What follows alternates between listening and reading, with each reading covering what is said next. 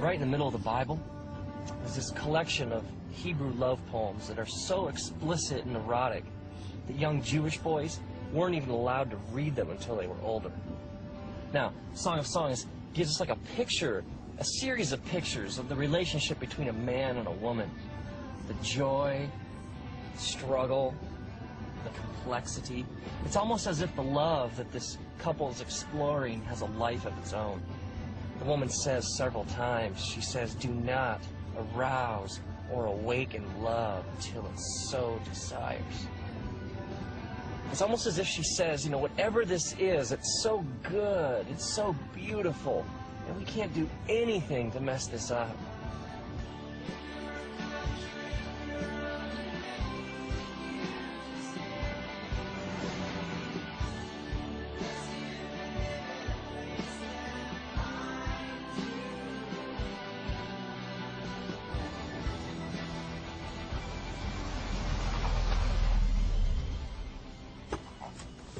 We get incredible mileage out of this tired, old English word love, don't we?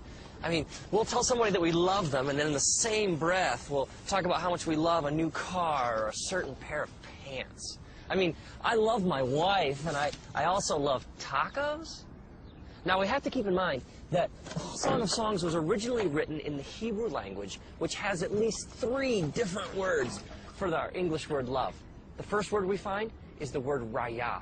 Raya would be translated literally as like friend or a companion, somebody you hang out with. We might even translate it as like the word soulmate. We hear people talk like this all the time. They'll say things like, you know, she's my best friend, or I can tell him anything. These are all expressions of raya. And so we see that at the core of this relationship between these lovers, there's a friendship.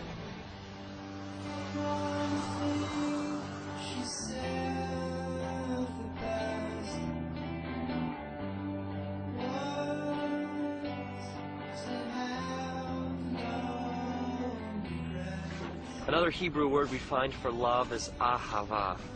Ahava is deep affection. It's that sense of desiring to be with someone so much that your heart aches. Ahava is when your mind and your heart are bent towards your lover with such passion and intensity that you can think of little else. Now, my wife and I, we were friends for 4 years. 4 years of raya before anything more happened. And I was living in Los Angeles, and one weekend she came out to visit, so we went out for the first time. And there was a sense of anticipation in the air, this question we both had, you know, is there any ahava to go with our raya? I remember sitting there at this restaurant in Santa Monica, a couple blocks in from the ocean. I remember this feeling came over me, that I'd rather be here with her at this moment than anywhere else in the universe.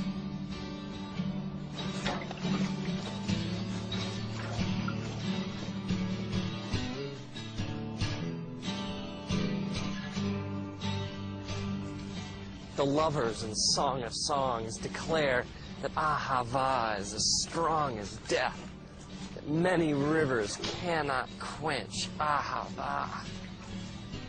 Ahava is love of the will. Now, this is way more profound than fleeting romantic feelings. This is much more than like temporary urges. Ahava is making a decision to join your life to the life of another. This is an emotion that leads to commitment, that leads to joining your life to somebody else's. Ahava is what makes things last.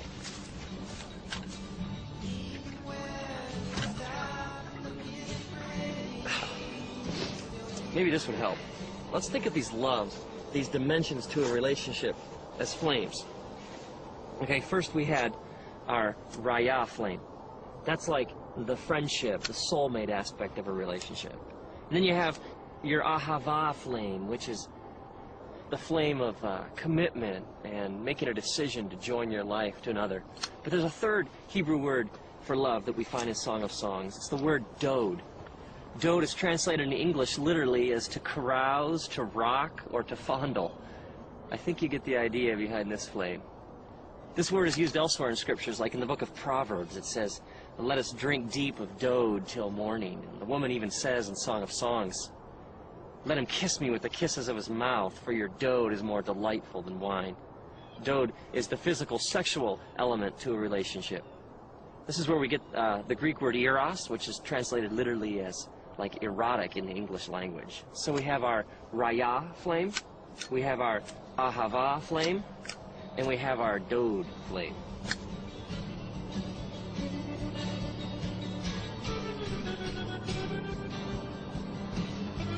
So when this man and woman come together, all these flames get combined. Now Jesus talks about this idea of entire beings coming together. He uses the phrase one flesh to describe this connection between a man and a woman. Now this one flesh is way more than just a physical act. I mean, it's emotions, it's hearts, it's minds, it's experiences, it's the mingling of souls. And so this coming together physically becomes a picture of a deeper spiritual reality.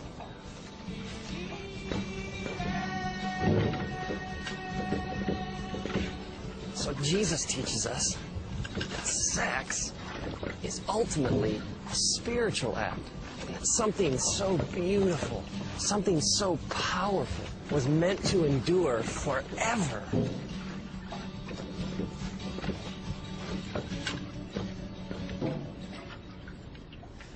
See, the one flame burning all by itself will never be as hot as all the flames burning together. I mean, we were created for all the flames to burn as one. I mean, think about all the ways that we mess this up. I mean, take an affair for an example. An affair is two people sharing the dode flame, but without any of the other flames. Without the raya or the ahava. I mean, there's no friendship, there's no commitment, there's no loyalty, no sacrifice. And, I mean, there's dode, but there's no raya or ahava. It's two people trying from this one flame, the dode flame, to get all the heat of the three flames burning together. I mean, no wonder it leaves a person empty and unfulfilled. We were created for so much more. And so the person keeps coming back to this one flame over and over again, and yet it never truly satisfies. It can't. Or how about the couple who've been married for years and they're still together?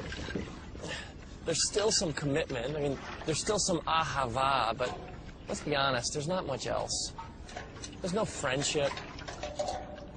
There's no sex. And they neglect the flames, and eventually they flicker, and they fade, and they go out.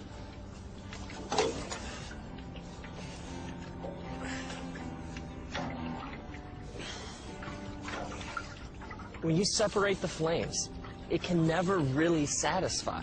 It's like you're living outside how God wired you to live. I mean, maybe our culture has no clue what true sexuality really looks like. Maybe the world around us, when it comes to sex, just doesn't get it.